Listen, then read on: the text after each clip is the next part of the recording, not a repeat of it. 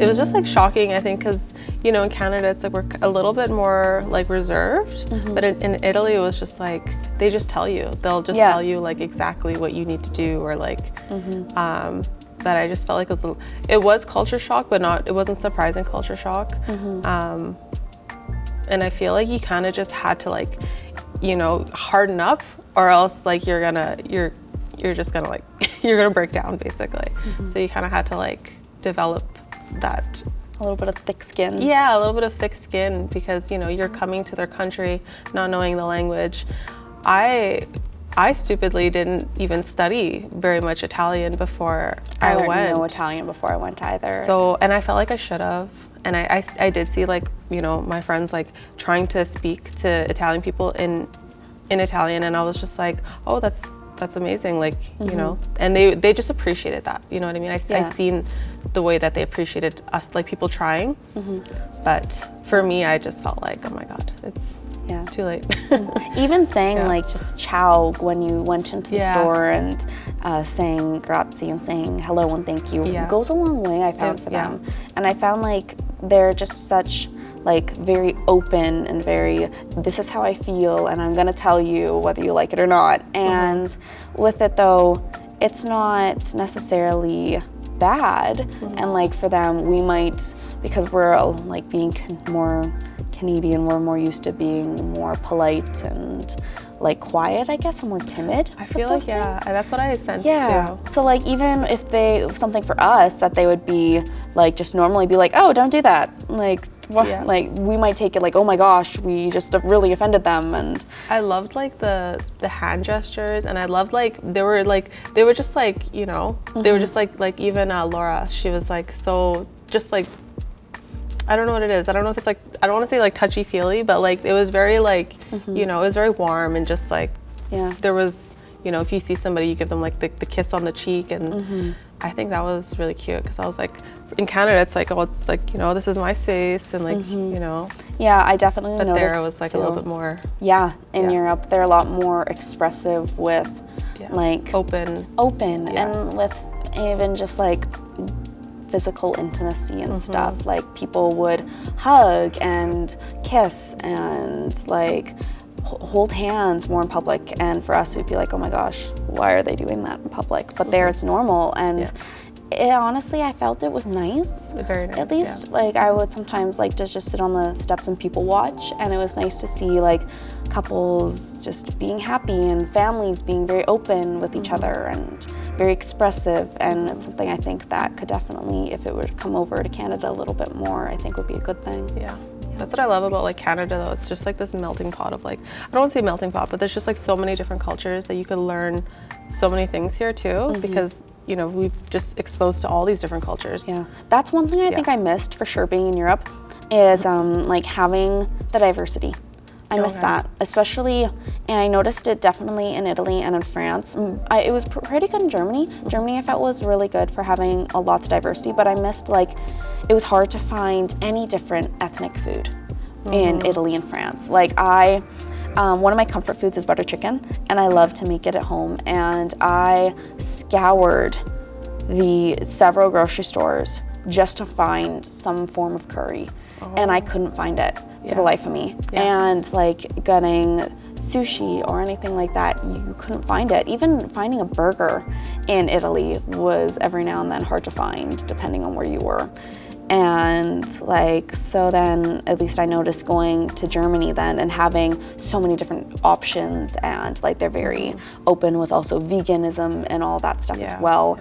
Getting all that again, I was like, oh my gosh, there's so many options here. It's like home. It felt like home more. Yeah, the food situation, I definitely felt like, I don't know, I loved all the Italian food, but I kind of got sick of pasta after a little bit.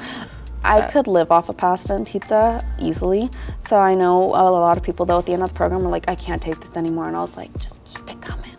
I'll take it off your hands, it's fine. The first thing is language, because I'm not the native speakers, I do not speak English. And when I study like the TOEFLs, I get a bad score. So I need to do a lot of practice and to speak with the foreigners to practice my English speakings. And actually the most important thing is the difference in education, because in China, the teachers will help us all. And in here, I need to go to like the university service, student service, or international student service. They will not find me. I need to find them. I need to use all of my resources. But most of the Chinese students like to study alone, like the lone wolf. So they do not find any help. Actually, it make them difficult and make me difficult. And after I studied like for 1 to 2 years, I know how to use all the resources. So I will like help the freshmen to know where can I find the help, like where is the student service, where is the clinic. Very cool. Yeah, so my experience with language, I am from Colombia, so I had to learn English when my family first immigrated to Canada. Obviously my English is a lot better than it was when I first learned it, but I also was in the French immersion program while I was in kindergarten all the way through to high school in Alberta. And the French that we speak here in Alberta is kind of like a mix of like Quebec French, but also Prairie French. Okay. And bringing this Canadian French to European French was So it had large difference. had a huge difference. Yeah, there were some like words the that, language, yeah, like the words so, or grammar. especially some of the vocabulary. Canadian French obviously came from European French, but European French kept evolving, and so their language moved on from some of the words that we still use in Canada. So it have the difficult to understanding like what the Canadians speak French. Exactly. So I had to kind of relearn my vocabulary and relearn my pronunciation so that people could understand me in France. But the basic grammar is the same, right? Yeah, the basic grammar stayed the same. Okay. And did you realize that when you went to Europe or Oh yeah, before that? people would start speaking to me in English, even if their English wasn't that good, because they didn't feel my French was good enough. How did that make you feel? Like, It kind of hurt. It hurt, but it helped me kind of jump on it faster. And like you said, it's kind of a lone wolf situation where you have to either help yourself or yeah. not be helped at all. I was just curious because you went to Europe on not only to learn new experiences but also to help others Exactly. with French. Yeah. So when you realized this challenge, how did you overcome that? Just Right. So it was pretty. I had like a pretty long transition period of like 6 weeks where I was trying to learn the contextual uses of language, because a lot of my French came from school, and so it was very academic and technical, which helped me a lot when I was helping people process paperwork, but when I was trying to be more conversational, it was a barrier. So I had to go on the street and talk to a bunch of people and have a lot of conversations with a From the lot of grassroots different level. groups, and kind of learn the street lingo and how people use French more commonly than just academically. So when you take them to the church, you use the French for the Bible or the English? Yeah, so because we were trying to help integrate them, we would do a little bit of both. So we would have services in English, and then we would also try and host some French lessons and teach them from the French Bible as well, so they could understand the way it translates over, especially some of the names and passages that people really like. It. Yeah, they'll learn what they are in French. Originated from India, but I had some experiences working abroad. I spent three months in US, and also when I was working, my team was composed of international or global citizens, people from different countries or a multicultural environment. So that kind of gave me a stepping stone to completely being in a new country. But everything was new for me, starting from scratch with the social circles. I never seen snow before coming to Canada, and never seen temperature below 0 degrees Celsius, and I didn't know anyone when I came here. and as starting completely from a new, at 29, I came to Canada when I was 29, quitting my job. That was a big transition, and plus COVID. COVID started just after 2 months after coming here. So that was something unexpected, but overall, there was a cultural shock for sure. Cultural, geographical, climate, weather-wise, it's a shock for sure. But I think slowly I'm getting into the environment for sure. But the student experience really helped with that. That's cool. And how did COVID delay, like, because I guess you couldn't really even make social circles back then, hey? No. It's just I came in the middle of winter, so that was definitely a Even shock for worse, me. yeah. And I took the flight from India. It was 38 degrees Celsius, and it was minus 38 here. So that was the first shock to start with, and then getting back into school was a bit more challenging after a gap of 7 years, and then the COVID happened. That was a very lonely time, but I had a few friends to start with. It's difficult to make the social circles because everything was virtual. Everyone was stuck in rectangular boxes for a long time. But I think UFA had a lot of student groups. I was involved with some of the student groups to start with, so start to know people even virtually. But yeah, that was a good start, I think. Did you know anyone before you got here? No, I had. Did you know that Edmonton existed before you got here? Yeah, Edmonton existed. I knew the Alberta Wilderness for sure. Like Jasper and Banff are world famous. I was very much looking forward to that. Actually, before I came here, I only know like the Toronto Toronto, yeah. and Vancouver. Yeah. Those are the big ones. Yeah. Yeah, it's biggest. Biggest cities, right? Edmonton, nobody knew. Just the University of Alberta. Alberta is known. I thought the Vancouver is the capital of the Canada. It could be.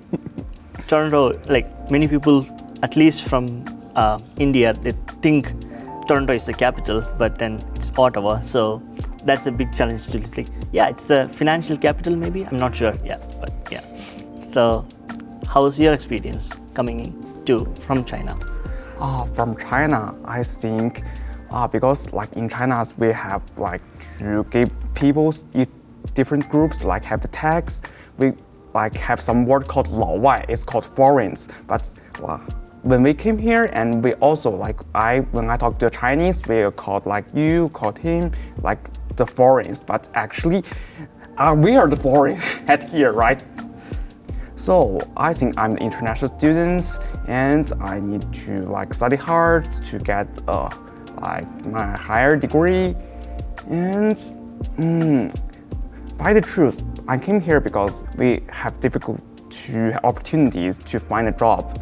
And before I came here, I thought we have like 400 million people, but actually we only have like 40 million people, right? Because in like China is smaller than Canada, it has like 1.4 billion people now. So it have more opportunities for me to come here to find a job or stay here, have a family. How was the community experience? The difference in culture? In different cultures, yeah, because I think most of people like think China is the second American and the second biggest country, and they will have some aggressive for us. And I think after I go to church, I think everyone is the same. Like whenever what skin you are, like what nations, what populations you are, everyone is the same. I think there's no difference between us. That's great. How did you find the transition from China to Alberta? What kind of transition? So like just in general, like going clothes shopping, food shopping, making friends, going to restaurants. I don't know, what's different about Alberta from what you were used to in China? Yeah, because like in China, each communities, like when I just go downstairs, they have the shop. But if I want to buy something here, like it's difficult. Like when I want to go to Costco, I do not have car, I need to take a carpool, right? Yeah. And it's not convenient. Like for the delivery, they will like call us and they will stay downstairs. But in Amazon, they only give me a message that I will wait for 5 minutes and I will go. So it has time to use about this. Yeah.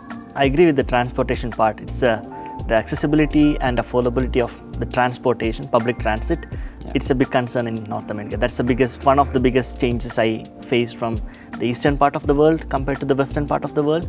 The public transit is mainly very minimal. Yeah, because we have large populations in Canada and in China, so we have something like convenient. Like 10 years ago, we have something called ARC card because everyone needs to tap the card, and we have a lot of service like the food delivery or the post delivery, and because everyone have people. Not that here, like when you go to the Red Deers, between the Red Deers and the Edmontons, there are few people. Yeah, there's nothing, yeah. Starting out in school, the only people I really knew, since I had taken such a long gap from high school, most of my friends were already late into their degrees. And so starting out in school, my biggest community was my faith community, where my sister had introduced me to a lot of her friends as well once I came back, and I was able to make study groups, and near the university there is a building that we all were able to congregate at and have some study time as well, and so I was able to kind of kickstart a social circle because so I know outside you more like of to study in the group, right? Yeah, exactly. So outside of my faith group, it was kind of more difficult to get into some social groups. Yeah, like if for me, when I'm in the social group, I think I do not belong here. Like for them, like for the Canadians, they think I'm Chinese, I'm not belong here. I'm the other group of people. Actually, I do not know how to deal with this. I try my best to practice my English and more like Canadians or like U of A students, but still have the distance. Yeah, so as a faith-based student starting off, I definitely found that was a good benefit to my academic career, was being able to have a community right off the bat. Between Austria and Canada, I found the people to be a bit more reserved than Canadians, and I also found their system to be a little bit more bureaucratic than Canada. And those are not to say that they're negatives, it's just like a difference that I noticed. So I think an example for the bureaucracy is the day that you move into your student dorm or your apartment, you need to register your address with the city administration, and you need to deregister before you leave, and you need a German bank account to be able to pay for your dormitory, but you need an address to have a bank account. So it's a lot to take into consideration, but it's very well organized and it's definitely manageable. And then as far as the students being a bit more reserved, Vienna is a very international city, so sometimes it's hard to tell if someone is a local or international, but they're very friendly once you get to know them. But I think as a Canadian, I wasn't used to always having to be initiating.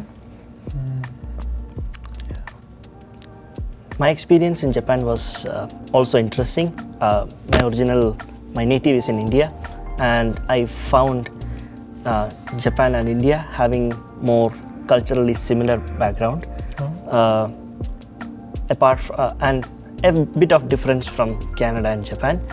The similarity is that Japan in general is a more populated area compared to Edmonton, so that really made me feel home. The other part is in Canada, as you mentioned, people are in general very friendly. It's very easy approachable, I would say. In Japan, we have to have the initiative to talk to them in case we need help. They won't approach you, so initiative should be from us. So that was a difference. But once we do the initial initiation, or first the barrier is broken, they are very friendly and they are very respectable, well on time. They respect everyone's time, and that's one major noticeable change from any other part of the world. Very well on time, and they are known for that. So Yeah, in general, it was a very good experience for me and super connected. The public transit was something that really helped me to improve the days in Japan. Never had to depend on any private vehicles. Well connected, and even if there was a language barrier, I don't speak Japanese. With the technologies we have, it's well organized, and I didn't have any issues getting around as well. Yeah, I feel the same about, actually you said like Austria is the bureaucracy in Austria. Yeah. I feel the same about Canada. When I came over, I need a Canadian bank account, I need Canadian address. I feel like maybe that's just international stuff. Could be, yeah. So like, yeah, you're gonna have to get used to bring your passport with you everywhere. Yeah. Yeah, but I think, and you also said like the amount of people, you know, even in China, like I'm from like the northwest. We're known to have less people, but we still have like 10 million in my city, and that's a small city. So like when I came here, I was like, oh wow, it's like there's literally like highways in the middle of the city. That's crazy. So yeah, it's definitely less people, and yeah, I think I feel like if you're an international student coming to Canada, you're gonna have to get used to like. I feel like you have to get used to navigate the transit system as well. Mm-hmm. Kind of have to need a car to go everywhere. Mm-hmm. But also you kind of have to get used to like just being by yourself a little bit, because you're gonna find a lot of space for yourself. You know, it's like I feel the same about like feeling like home when there's a lot of people, when there's a rush at the health science Jubilee. I was like, oh wow, it's like I never left. but no, yeah, most of the time I find myself just having to be comfortable with my own company. Yeah. Yeah. Yeah, that's interesting. Yeah, because for Vienna, for me, it was a big change because there's so many more people there. Yeah. It's like, oh, it's crowded. There's hustle and bustle, and I'm like, I just need my own space right now. Yeah. Yeah.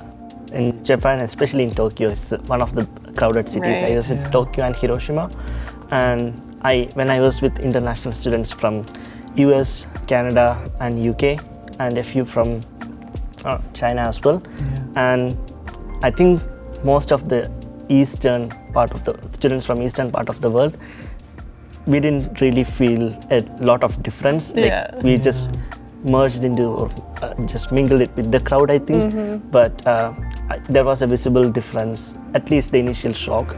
Oh, you know, the seeing a lot of people, definitely that was an initial shock for a lot of students. Mm-hmm. So I think the experience I had in my native country, that really helped, at least in navigating that barrier. Yeah. I also I feel like another big change I find coming to Canada, it's like in terms of people, I mean like in China, I guess homosexuality is like not illegal in China anymore, but it's still like you can't. It's almost like a don't ask, don't tell kind of thing. But here I feel like it definitely kind of helped me to come to like acceptance and embrace my sexuality. You know, I feel like it's like it opens up more space for exploration, and you know, I feel like I come to like realize that it's more fluid than I thought, and then I feel like that was one positive aspect of me leaving home a little bit earlier and having the space to myself to figure things out. In China, when I left, I was only like 15, so I didn't really explore in that aspect. But going back to China, I feel like at least people around me didn't want people to know. So it's almost like when I go back to China, it's like, oh, you're just gonna have to leave that aspect behind. So I feel like that might be a common experience for international students. You kind of have to leave a certain aspect of your identity with the location, with the time of your life, you know. So kind of have to, it's more complicated. And I feel like there's definitely support system available, but I was a kid, so I didn't really explore. Yeah, but yeah, if you're going to China, it's going to be more challenging if you identify as anything that's a minority, I guess. Yeah, that makes sense. As far as like disabilities as well, like some countries are more accepting and accessible than others. I didn't have any issues in Austria, but I do know that certain countries in Europe, they don't really look upon them as equals, and sometimes the transportation is a challenge as well. Like the system itself is really smooth and seamless, but it's not really accessible for like wheelchairs, and a lot of the architecture is really old and it hasn't been retrofitted with elevators or that kind of elevator, like my grandparents' building still don't have elevators. Yeah. And I agree with your perspective too. That's one thing I learned or embraced while coming to Canada. Canada is more open. We have open conversation and open perspective, accepting of people of different background and belief, and you feel comfortable here. And most part of Canada, yes. And at least at UFA, the support system is, I would say, fairly better than what I faced in or had back in my home country. So that's a good thing. The equity, diversity and inclusion, that aspect is very strong at UFA, and having that accessibility. I used to work with the Office of Student Ombuds and Accommodation, and every time when the student has a specific need, it is being taken into account for providing an equitable and experience at UFA. That's pretty great, and that's why I think UFA stands pretty good in EDI perspectives. Yeah, and having that acceptance is pretty good. The sense of belongingness in any way, I think that's a major part of student journey, and as a human being too, having that belongingness is important. And Canada has a strong, at least UFA has a strong sense of creating belongingness in the community. I feel like they're definitely trying to work on that. Yeah. Surely there is room for improvement, but the barrier is not there, I think. Yeah.